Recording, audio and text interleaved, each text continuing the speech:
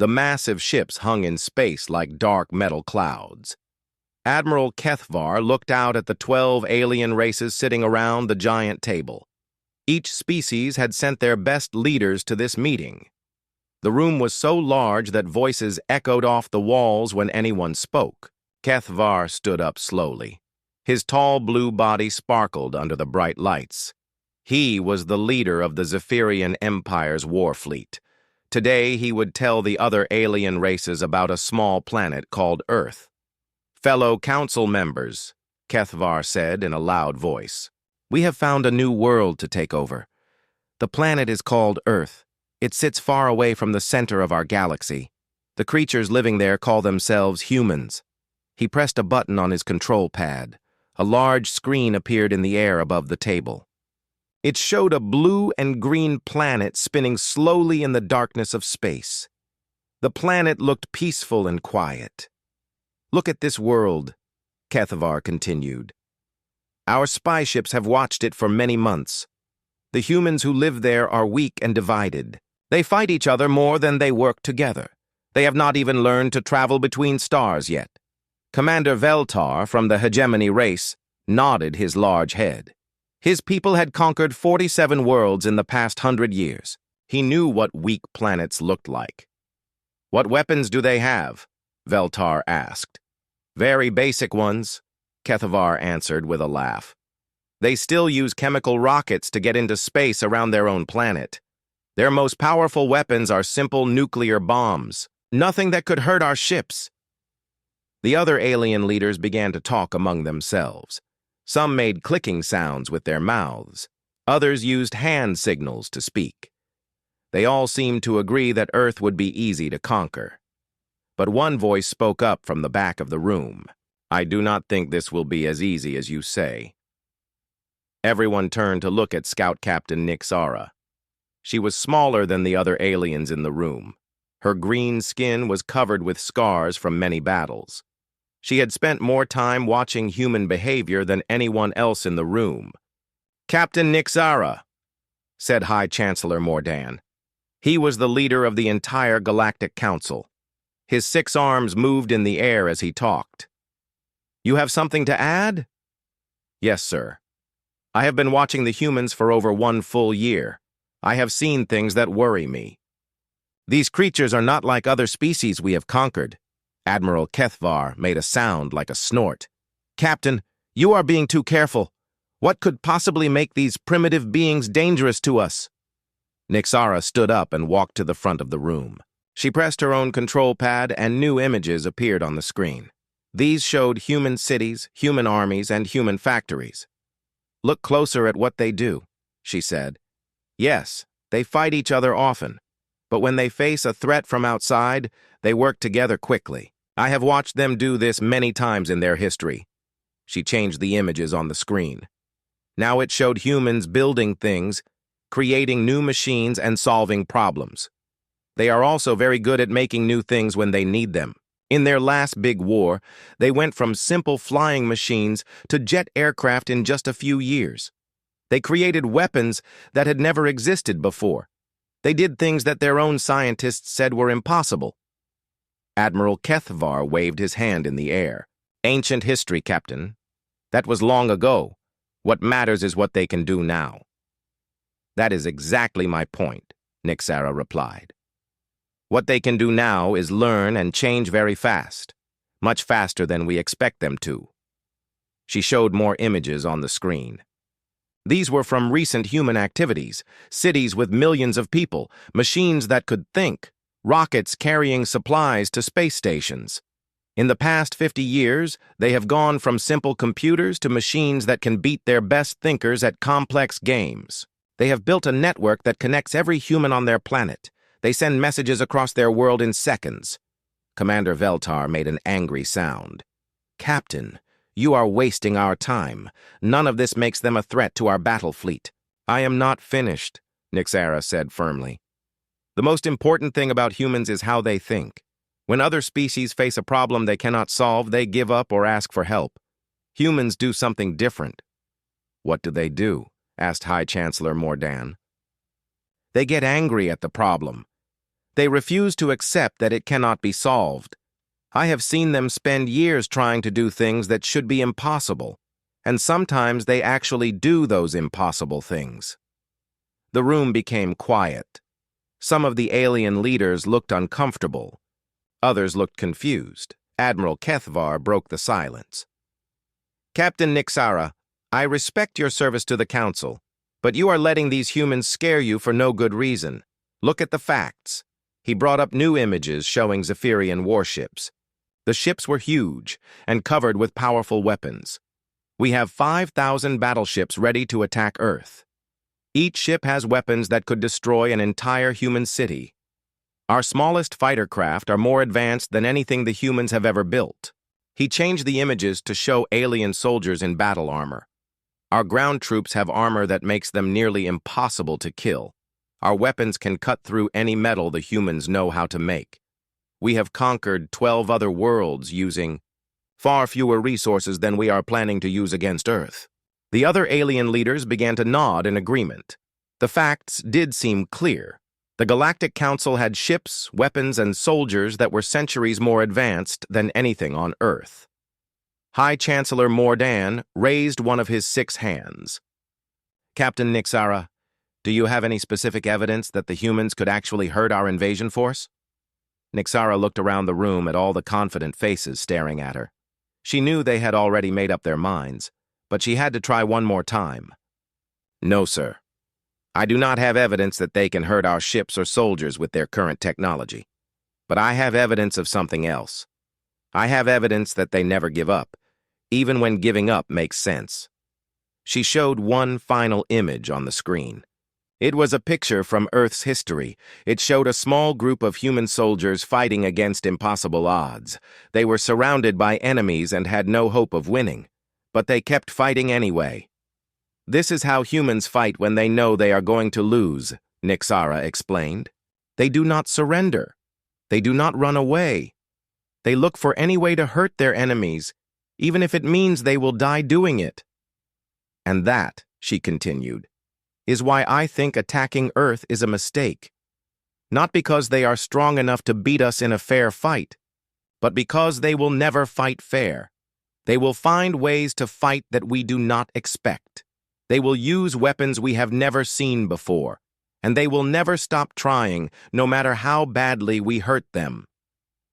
Admiral HFY had heard enough. Council members, we cannot let fear of primitive creatures stop us from expanding our territory. Earth has resources we need. It has a population that can work for us. Most importantly, it sits in a location that gives us control over 3 important trade routes. High Chancellor Mordan looked around the room at all the other alien leaders. All in favor of the invasion plan? 11 hands, claws, and tentacles rose into the air. All opposed?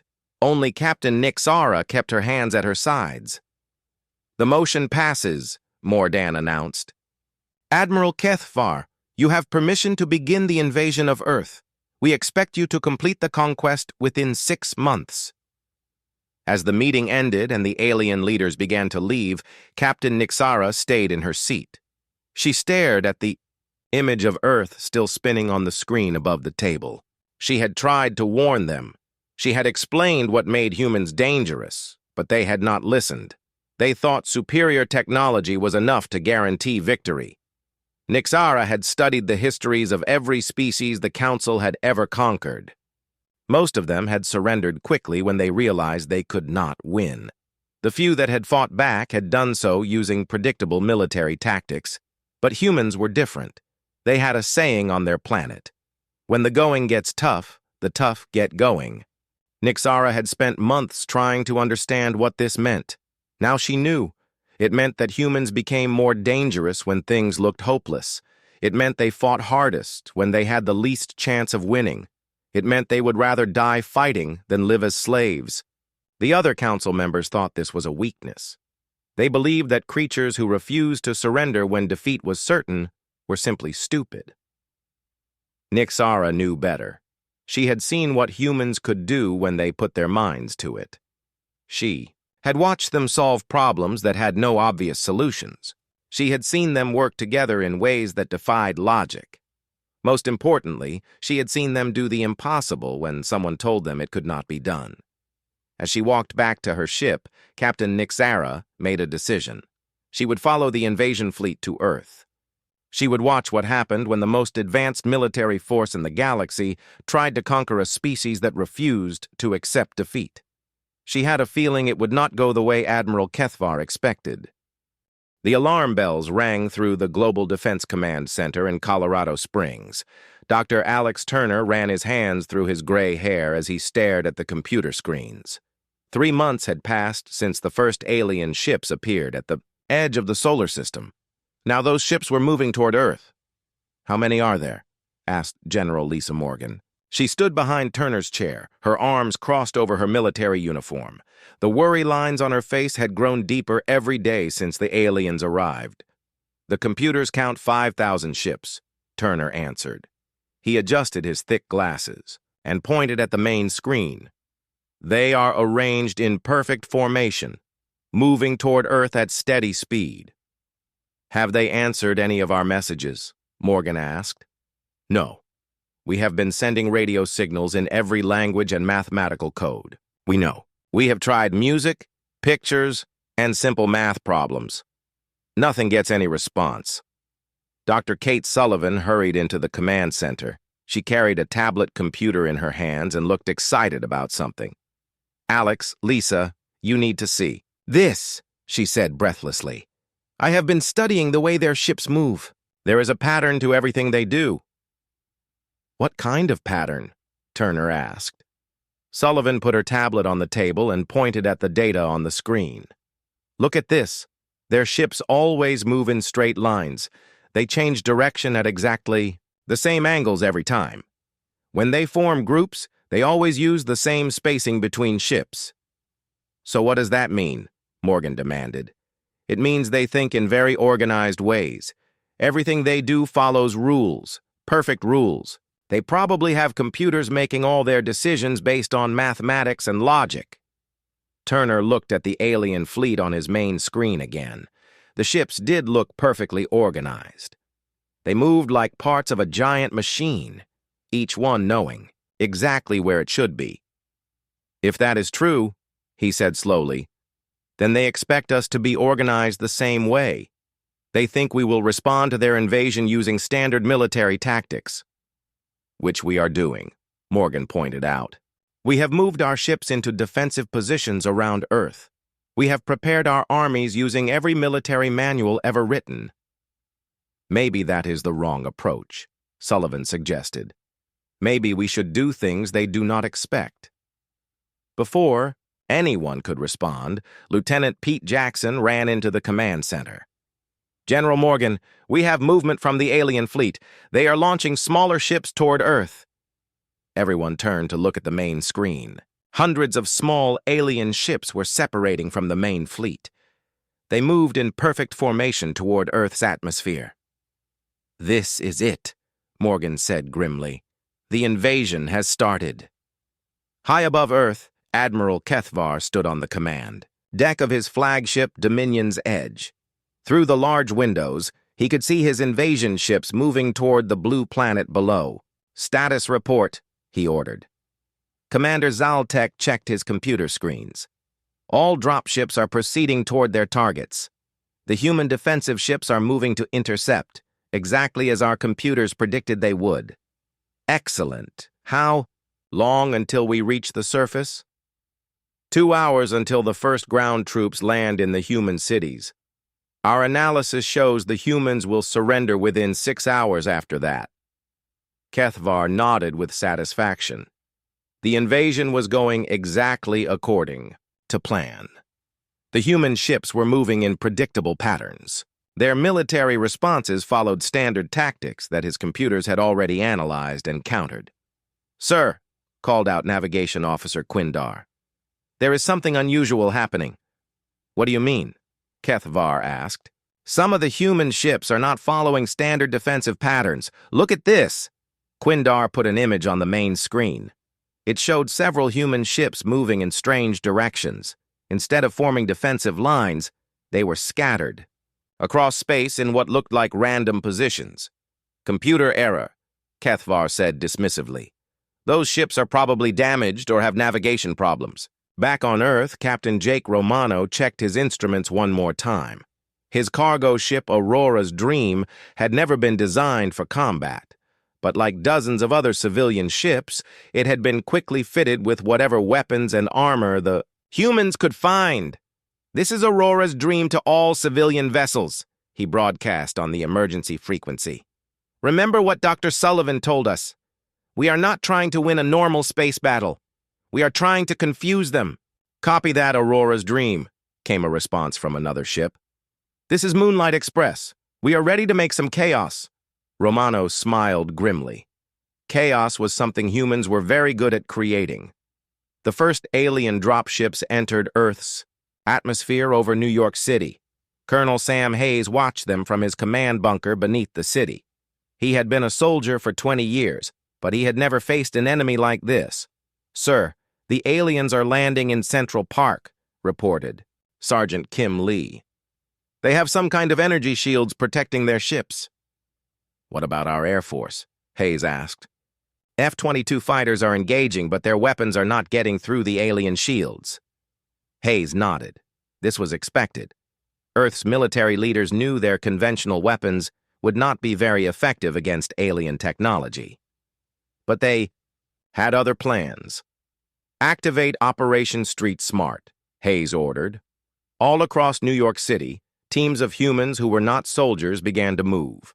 Construction workers, taxi drivers, subway engineers, and thousands of ordinary citizens had been organized into small groups. Each group had a simple job: make life difficult for the invaders.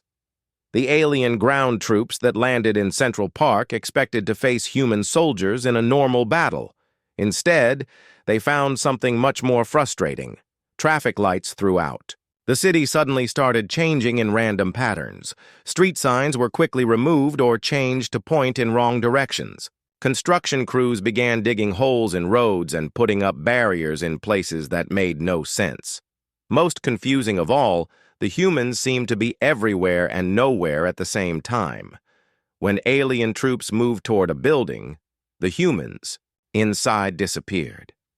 When the aliens searched for them, they found nothing. But as soon as the aliens moved on, the humans reappeared and started causing trouble again. Commander Talvor led a squad of alien soldiers through the streets of Manhattan. His troops wore advanced battle armor and carried energy weapons that could cut through steel. They should have been able to control the human population easily, but nothing was going according to plan. "Sir, we have captured the police station." "But there are no humans inside," reported one of his soldiers. "What do you mean, no humans inside?" Talvor demanded. "The building is empty, sir, but the communication equipment is still working. We keep receiving calls from humans all over the city asking for help." Talvor was confused. If the humans were calling for help, where were they calling from? "Check the subway tunnels," he ordered. His soldiers spent 2 hours searching the underground train system. They found evidence that many humans had been there recently. Food containers, sleeping bags, and communication equipment were scattered throughout the tunnels. But no actual humans. What Talvor did not know was that the humans were using the subway system in ways his people had never considered. They moved through maintenance tunnels, service passages, and abandoned sections that did not appear on any official map. More importantly, they were sharing information through cell phone networks and internet connections that the aliens could not easily interrupt. Every human in the city knew where the alien troops were and where they were going next. Dr. Turner coordinated the global defense effort from his bunker in Colorado. Reports were coming in from every major city on Earth. The results were similar everywhere. "The aliens are having trouble controlling urban areas," reported an officer from London. "They can capture buildings, but they cannot hold them. The civilians keep coming back." "Same thing happening here in Tokyo," said another voice on the radio. "The aliens seem confused by our subway systems. They keep getting lost underground." Turner looked at the tactical maps on his screens. The alien invasion was not failing, but it was not succeeding as quickly as expected either. "Kate, what is your analysis?" he asked Dr. Sullivan. She studied the data from around the world before answering. "The aliens are having two main problems. First, they expected us to fight like an organized military. Instead, we are fighting like a bunch of separate groups that do not follow the same rules. What is the second problem? They do not understand human cities. Their computers can map our buildings and roads, but they cannot predict how we actually use the space. They think in terms of efficient movement and logical layouts. We think in terms of shortcuts, hiding places, and ways to get around obstacles." Turner nodded. This made sense. The aliens came from a civilization that was highly organized and logical. They probably lived in cities that were designed for maximum efficiency. Human cities, on the other hand, had grown over hundreds of years in ways that often made no logical sense. Streets curved around old buildings that no longer existed. Subway, tunnels went under rivers and around obstacles in seemingly random patterns. Even humans who lived in the cities sometimes got lost. "How long can we keep this up?" General Morgan asked. Before anyone could answer, Lieutenant Jackson ran into the command center again. "Sir, we have a priority message from Captain Romano." "Put him through," Turner ordered. Romano's voice came through the speakers, but there was a lot of static and background noise.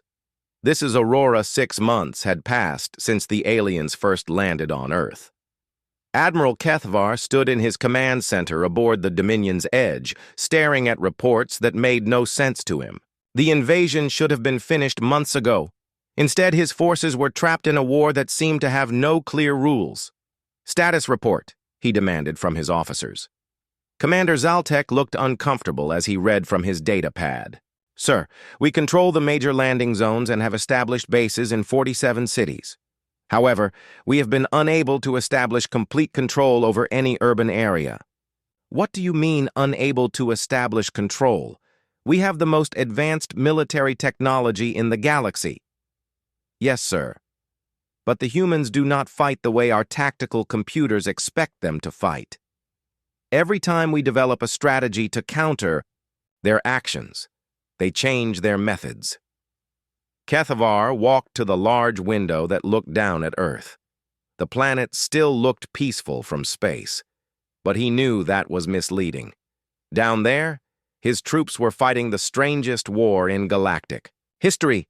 "Give me specific examples," he ordered. Zaltek consulted his reports. "In the city called London, our troops captured the main government buildings 3 months ago.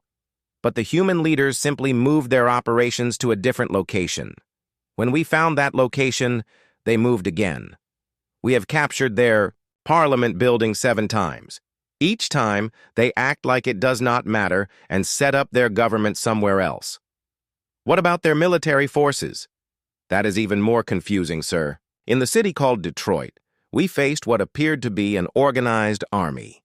Our forces prepared for a standard urban warfare scenario, but when the battle began, we discovered that most of the human soldiers were actually factory workers who had been given weapons the night before." HFY made an angry sound. "Untrained civilians should be easy to defeat." "You would think so, sir. But these factory workers knew the industrial district better than our maps showed. They used machinery, chemical storage tanks, and manufacturing equipment as weapons. They turned their own factories into traps and ambush points." "And our casualties?" "We lost 300 troops taking control of one automotive plant. The humans lost about 50 people, but they destroyed millions of credits worth of equipment that we needed to use for our own purposes." This was the part that confused HFY the most. Normal species tried to preserve their resources when facing superior enemies. They knew they would need those resources after they surrendered, but humans seemed willing to destroy anything rather than let the invaders use it. "What about the resistance movements in other cities?" he asked. "Commander," Quindar spoke up from her station. "Sir, we are tracking approximately 4,000 separate resistance groups across the planet, but they do not appear to be coordinated with each other. That should make them easier to defeat." Actually, sir, it makes them harder to predict. Each group uses different methods and targets different objectives. Some groups focus on destroying our supply lines. Others spend their time rescuing human prisoners. Some groups only attack at night. Others attack during the day. A few groups have never actually attacked us directly at all. Then what are those groups doing? They appear to be spreading information, sir. They use something called social media to share videos and messages about our operations. Somehow, this affects the morale of other human groups, even groups we have never encountered. HFY did not understand how spreading information could be a military tactic. In his experience, defeated populations became discouraged when they saw evidence of their losses. But human social media seemed to work differently. Down on Earth, Captain Jake Romano was leading a very different kind of warfare than anything in the Galactic military handbooks. His ship Aurora's Dream had been grounded for repairs, so he was now fighting on the surface in Detroit. "Maria, what do you see?" he asked over his radio. Maria Santos had been a video game developer before the invasion. Now she was one of the best tactical coordinators in the Resistance. She sat in a hidden command center surrounded by computer screens that showed camera feeds from all over the city. "The aliens just moved 3 platoons toward the Ford plant," she reported. "They are using the same approach pattern they used last week at the General Motors facility." "Are they really that predictable?" asked Roy Phillips. He had been a construction foreman before the invasion. Now he led a team of fighters who specialized in urban warfare. "That is the weird part," Maria replied. "They are not stupid. Their technology is amazing, and their soldiers are well trained, but they think like a computer program. When they find a strategy that works, they keep using it until we figure out how to counter it." "Then they develop a new strategy?" Romano asked. "Right. But here is the thing that gives us an advantage. It takes them time to develop new strategies because they have to test them and get approval from their command structure. Meanwhile, we can change our methods every day if we need to." Phillips checked his equipment and prepared to move out with his team. "What is the plan for today?" "Something they have never seen before," Maria said with a grin. "We are going to use their own predictability against them." She explained the plan to both teams. It was complex, relied on perfect timing, and required the aliens to do exactly what the humans expected them to do. Most military commanders would have called it far too risky, but Phillips and Romano had learned that taking crazy risks sometimes worked better against the aliens than careful planning. 2 hours later, the alien platoons approached the Ford plant, using their standard formation. Their sensors detected the same kind of defensive positions that humans had used at other factories. Their tactical computers calculated the best approach routes and attack strategies. Everything went exactly as their computer models predicted it should go. The aliens advanced, the humans fell back, and the factory defenses were overrun in 43 minutes. But when the alien troops entered the main factory building, they found it completely empty. No humans, no equipment, no supplies.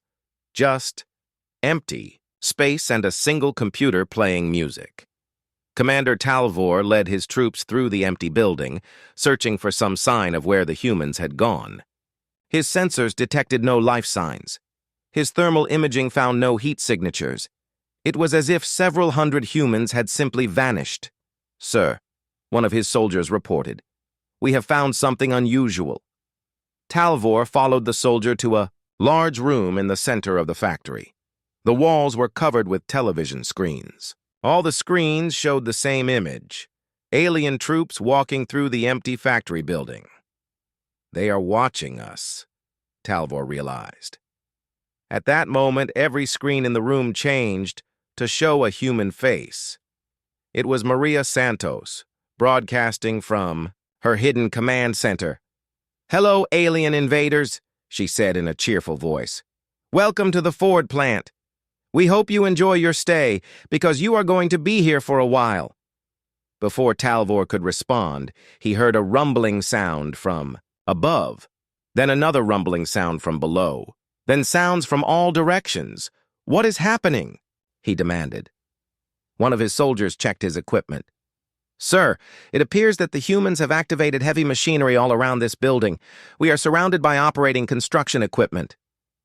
On the screens, Maria continued talking. "See, the thing about humans is that we are really good at building things. We are also really good at taking things apart. Right now, we are taking apart every road, bridge, and tunnel that leads to where you are standing." Talvor began to understand what was happening. "They are trapping us here." "That is correct," Maria said from the screens. "You can stay there safely for about 6 hours. After that, you will start running out of air. The building will still be structurally sound, but you will not be able to get your vehicles out to bring supplies." "This is ridiculous," Talvor said aloud. "We can call for air support. We can blast our way out of here." "You could do that," Maria agreed. "But if you use heavy weapons, you will destroy the factory. And according to your own tactical reports, you need this factory to remain intact so you can use it to produce supplies for your occupation force." Talvor realized she was right. His orders were to capture human industrial facilities, not destroy them. If he blasted his way out of the trap, he would be destroying the very thing he was supposed to capture. But wait, there is more. Maria continued from the screens. "While you have been walking around in there, my friends have been very busy outside." The screens changed to show aerial views of the area around the factory. Talvor could see that the humans had not just blocked the roads. They had also set up what appeared to be a large carnival in the parking lot outside. "What is the purpose of this carnival?" he asked, even though he knew Maria could hear him. "Oh, that is simple," she replied. "See, we figured out that your command ship tracks your location using energy signatures from your equipment. So we invited about 2,000 local humans to come have a big party right outside the building where you are trapped. I do not understand the tactical significance. Your commanders cannot fire on this building without killing a couple thousand human civilians. And based on our analysis of your previous operations, you seem to try to avoid large civilian casualties. Tal." 1 year had passed since the invasion began. Dr. Ben Clark sat in a hidden laboratory beneath the ruins of Chicago, staring at pieces of alien technology spread across his workbench. Before the war, he had been a software engineer working on computer security. Now he was trying to find a way to hack into an alien computer network. "Any progress?" asked Dr. Kate Sullivan as she entered the lab. "Maybe," Clark replied without looking up from his work. "I have been studying the communication protocols their ships use. The good news is that I think I understand how their network operates. What is the bad news?" "The bad news is that their security is incredibly sophisticated. Their computers are designed to prevent exactly the kind of attack I am trying to perform." Sullivan sat down next to him and looked at the alien devices he was working with. They had been recovered from a crashed alien scout ship 3 months earlier. Getting them had cost the lives of 6 resistance fighters, so everyone hoped they would provide useful information. "Tell me what you have learned," she said. Clark pointed to a small device that looked like a crystal cube. "This appears to be a communication node. It connects to other nodes throughout their fleet and shares information constantly. Think of it like a cell phone tower, except it talks to every other tower in the network simultaneously. That explains how they coordinate their movements so precisely." "Right, but here is the interesting part. Their entire system is run by artificial intelligence, not just smart computers, but actual AI that can make decisions and learn from experience." Sullivan frowned. "That should make them more dangerous, not less dangerous." "You would think so. But AI has a weakness that biological intelligence does not have. AI needs to process information logically. It needs to find patterns and make decisions based on predictable rules. And humans do not think that way. Humans can think that way when we want to. But we can also think in ways that are completely illogical. We can make decisions based on emotions, hunches, and random ideas. We can do things that make no sense even to ourselves." Clark picked up another alien device and connected it to his computer. "Watch this," He typed a series of commands, and the device began to glow softly. I am sending it a simple math problem. 2 plus 2 equals what? The device responded immediately with symbols that translated to 4. Now, I am going to send it a different kind of problem. Clark typed another command. I am asking it to solve this equation. What is the square root of loneliness? The alien device flickered and made a sound like static. After several seconds, it went dark. It crashed, Clark explained. The AI could not process a question that combines mathematics with an abstract emotion. It spent so much processing power trying to find a logical solution that it overloaded its own circuits. Sullivan stared at the device. You crashed their technology by asking it an impossible question? Not impossible, just illogical. The AI could not accept that some questions do not have logical answers, so it kept searching for an answer until it ran out of memory. Can you do that to their entire fleet? Clark shook his head. Not with a single impossible question. Their main systems have safeguards against that kind of simple attack. But if I could send thousands of illogical inputs simultaneously, you could overload their entire network? Maybe, but I would need access to their main communication system, and I would need to coordinate the attack perfectly so they could not adapt to defend against it. Sullivan thought about this for several minutes. She was remembering something Captain Nixara had told the human negotiators during one of the failed peace talks 6 months earlier. The alien scout had said that humans were dangerous because they thought in unpredictable ways. At the time, Sullivan had thought this was just an observation about human psychology. Now she realized it might be the key to winning the war. Ben, she said slowly, what if we do not try to beat their AI with better logic? What if we try to beat it with better chaos?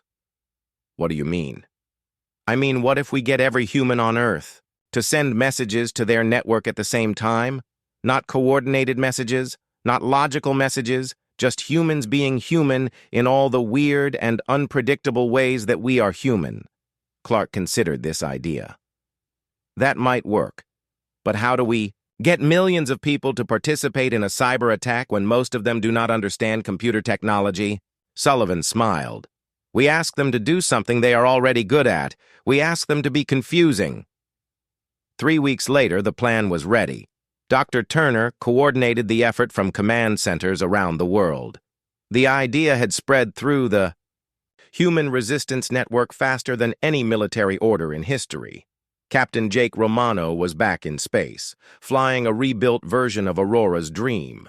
But today he was not planning to fight alien ships with weapons. He was planning to fight them with nonsense. This is Aurora's dream to all human vessels, he broadcast on the emergency frequency. In 30 seconds, we begin Operation Confusion Storm. Remember, the goal is not to make sense. The goal is to be as human as possible. All around Earth's orbit, human ships began broadcasting messages toward the alien fleet. But these were not military communications or diplomatic attempts. They were humans being human. Hello, alien friends, broadcast one ship. We would like to share our favorite soup recipes with you. Attention space visitors, came another transmission. Has anyone seen my car keys? I think I left them in the kitchen, but the kitchen is now a pile of rubble, so I am not sure where to look. This is Captain Peterson on the cargo hauler Midnight Sun. I am broadcasting the complete works of Shakespeare, but I am reading them backwards and in 3 different languages simultaneously. Alien dudes, this is the research vessel Carl Sagan. We want to teach you how to play poker, but we do not have any cards, so we will use numbers between 1 and 17, except for Tuesday, which counts as purple. Admiral Kethvar watched these transmissions with growing confusion. His communication officers were trying to process thousands of incoming messages, but none of them made any sense. Sir, reported Commander Zaltek, the humans appear to be trying to communicate with us, but their messages contain no useful information. Are they attempting some kind of psychological warfare? Unknown, sir. Some messages appear to be cooking. Instructions. Others are mathematical equations that have no solutions. Many are simply random words arranged in grammatically incorrect sentences. What HFY did not realize was that his ship's AI was trying to process every single message, attempting to find patterns and extract useful intelligence. The AI had been programmed to assume that all enemy communications contained hidden meaning or coded instructions. But the human messages had no hidden meaning. They were exactly what they appeared to be. Humans saying random, illogical, and often silly things because someone had asked them to confuse an alien artificial intelligence. Down on Earth's surface, the confusion storm was spreading beyond just the resistance fighters. Social media networks were carrying the message to every human with access to communication technology. Maria Santos coordinated the ground-based part of the operation from her command center in Detroit. Okay, everyone, remember the goal. We want to send as many weird, confusing, and completely human messages as possible to the alien communication network. Within minutes, millions of humans were participating. They sent text messages, emails, social media posts, and voice recordings toward any alien device they could find. Dear aliens, my grandmother makes the best cookies in the universe, but she will only give you the recipe if you can correctly guess what color her cat is thinking about right now. Attention, space people. I am teaching you how to dance the Macarena, but you have to do it while singing the national anthem of a country that does not exist. Hello, invaders. I have an important question. If a tree falls in the forest and no one is around to hear it, does it make a sound? Also, what is your opinion on pineapple pizza? The alien AI systems began to struggle. They had been designed to process logical information and find meaningful patterns. But human messages were full of references to personal experiences, cultural, jokes, emotional states, and abstract concepts that had no logical basis. Worse, the humans were not trying to communicate information at all. They were just enjoying the opportunity to be as weird and confusing as possible. This is Bob from Cleveland. I am broadcasting my entire collection of knock-knock jokes, but I am only telling you the punchlines, and they are all about vegetables that do not exist. Alien computers, please solve this problem. What is the meaning of life, the universe, and everything? But show your work using only song lyrics from the 1980s and mathematical symbols that represent different types of cheese. Hello, space friends. I am sending you my dreams from last night, but I am describing them as if they were baseball statistics for imaginary players on teams made of different geometric shapes. In his command center, Admiral HFY watched. His tactical displays begin to malfunction.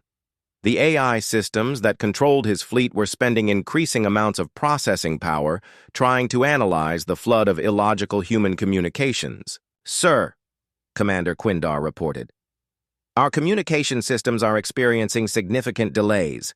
The AI networks are struggling to filter meaningful intelligence from the human transmissions. Can we block their communications? We are trying, sir, but they are broadcasting on every frequency we. 2 years after the invasion began, Admiral HFY stood in his command center, staring at reports that described the impossible. His fleet, the most powerful military force in galactic history, was retreating from a planet full of creatures who fought wars by telling jokes and asking ridiculous questions. Sir, we have lost effective control over 67 major urban centers, Commander Zaltek reported.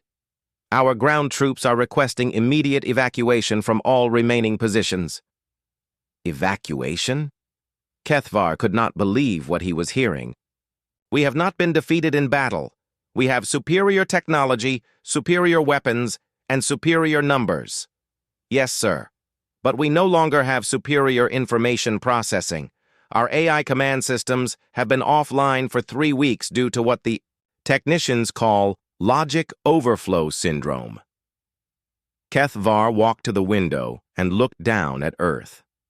The planet looked the same as it had 2 years ago, but everything else had changed. His invasion force had been reduced to half its original size, not through military defeats, but through a kind of warfare that had no name in any galactic language. Explain to me one more time how we are losing a war to creatures who attack. Us with poetry and birthday songs, he said. Commander Quindar stepped forward with a thick report in her hands. Sir, I have spent 6 months analyzing human resistance tactics. I believe I can explain what happened to us. Go ahead.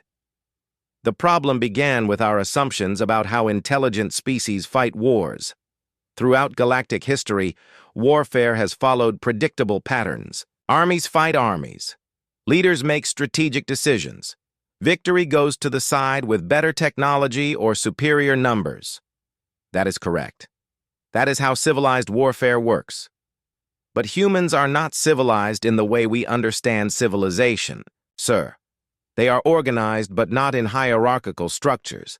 They are intelligent, but they think in non-logical patterns. Most importantly, they do not separate military operations from civilian activities. Quindar activated a display screen that showed images from Earth's surface. Look at these examples from the past month. In the city called New Orleans, humans organized what they called a jazz funeral for one of our damaged vehicles. 2,000 humans participated. They played music, danced in the streets, and gave speeches about the death of alien intimidation. How is music a military tactic? That is exactly the question our AI systems could not answer. So they spent processing power analyzing the music for hidden codes, military significance, and psychological warfare applications. Meanwhile, the humans were just having fun and showing other humans that they were not afraid of us. The display showed more images. Humans in dozens of cities were doing things that made no sense as military operations but seemed to be very effective as resistance activities. In Tokyo, humans created what they call flash mobs that appear suddenly around our patrols, perform some kind of group dance, and then disappear. In London, humans have been leaving flowers on our vehicles with notes that say, "Thank you for visiting. Please go home now." In Sydney, humans organized a beach party next to our main landing site. Are you telling me they are defeating us with parties and flowers? Not defeating, sir. Confusing. They have made it impossible for us to understand their intentions, predict their actions, or respond to their tactics using standard military procedures. HFY studied the images on the screen. He saw humans laughing, singing, dancing, and celebrating in the middle of what should have been a war zone. They acted like people who had already won a victory he could not understand. What about their actual military forces? That is another part of the problem, sir. They do not have military forces in the traditional sense. Everyone on their planet appears to be part of their resistance effort, but no one appears to be in command of it. Someone must be giving orders. Sir, we have monitored their communications for 2 years. We have never found evidence of a centralized command structure. Instead, they appear to coordinate their activities through something they call social media and crowdsourcing. Quindar showed him examples of human communication networks. They share information instantly across their entire planet. When one group discovers an effective tactic, thousands of other groups learn about it within hours. But they do not copy the tactic exactly. They modify it, improve it, and adapt it to their local conditions. That should create chaos and confusion. It should, sir. But somehow it creates the opposite. They achieve coordination without central control, adaptation without formal planning, and unity without hierarchy. HFY was beginning to understand why the Galactic Council's invasion had failed. They had tried to conquer a species using strategies designed for civilizations that thought like they did, but humans thought differently about everything. Sir, Commander Zaltek interrupted. We are receiving a transmission from Earth. It appears to be directed at our entire fleet. Put it through. The main screen showed the familiar face of Dr. Alex Turner, but he looked different than he had in previous transmissions. Less tired, more confident. Behind him, HFY could see other humans working at computers and communication equipment. Admiral HFY, Turner began. I hope I am pronouncing your name correctly. We have been studying recordings of your language for the past year. HFY was surprised. The humans had been learning to speak Zephyrian? I am transmitting this message to inform you that the war is over, Turner continued. Not because either side has won or lost in the traditional sense, but because we have found a better solution to our conflict. What kind of solution? HFY asked, even though he knew Turner could not hear him. Over the past 2 years, we have learned a great deal about your technology, your culture, and your methods of thinking. We have also learned something important about ourselves. We have learned that humans are very good at solving problems that have no obvious solutions. The transmission showed images of human-alien cooperation that HFY had not seen in any of his intelligence reports. Humans working alongside alien technology, but not as slaves or prisoners. They appeared to be working as partners. 3. Months ago, we made contact with some members of your fleet who were willing to communicate with us directly. Not your command officers, but your technical specialists and scientists. We discovered that many of your people are just as frustrated with this war as we are. HFY felt a chill of concern. Turner was talking about unauthorized contact between humans and his own crew members. It turns out that your artificial intelligence systems are not just having trouble understanding human behavior. They are also having trouble managing a war that makes no logical sense. Your computers were designed to optimize efficiency, minimize casualties, and achieve clear strategic objectives. But this war has no clear strategic objectives anymore. Your original mission was to conquer Earth quickly and move on to other targets. Instead, you have been stuck here for 2 years fighting an enemy that refuses to be conquered. Turner paused and smiled slightly. So, we would like to propose something that has never been tried in galactic history. Instead of continuing a war that neither side can win, we would like to negotiate a peace that both sides can benefit from. The transmission showed detailed plans that made HFY stare in amazement. Humans had developed proposals for technology, sharing, cultural exchange, and cooperative exploration that went far beyond anything he had ever seen. We know you need resources and strategic locations for your expansion across the galaxy. We know you have technology and knowledge that could help us solve many of our problems. Instead of fighting over these things, we propose to share them. But here is the most important part of our proposal. We are not suggesting that humans become part of your empire, or that you become part of human civilization. We are suggesting something completely new, a partnership between species that think in completely different ways. Turner gestured to other humans working behind him. We think our differences could be a strength rather than a weakness. Your people are excellent at logical analysis, efficient organization, and advanced technology. Our people are excellent at creative problem-solving, adaptation to unexpected situations, and what we call thinking outside the box. Imagine what we could accomplish if we combined your strengths with our strengths instead of using them to fight each other. The transmission showed examples of what this cooperation might look like. Joint exploration missions to new worlds. Collaborative research projects that combined alien science with human innovation. Trade agreements that benefited both species. Admiral HFY, we know this proposal is unlike anything in your military experience. It is unlike anything in our experience either. But that is exactly why it might work. You came to Earth expecting us to fight like every other species you have encountered. We surprised you by fighting in ways you did not expect. Now we are proposing to make peace in ways that no one has ever tried before. The transmission ended with an image that summed up everything Turner had been saying. It showed humans and aliens working together on some kind of construction project.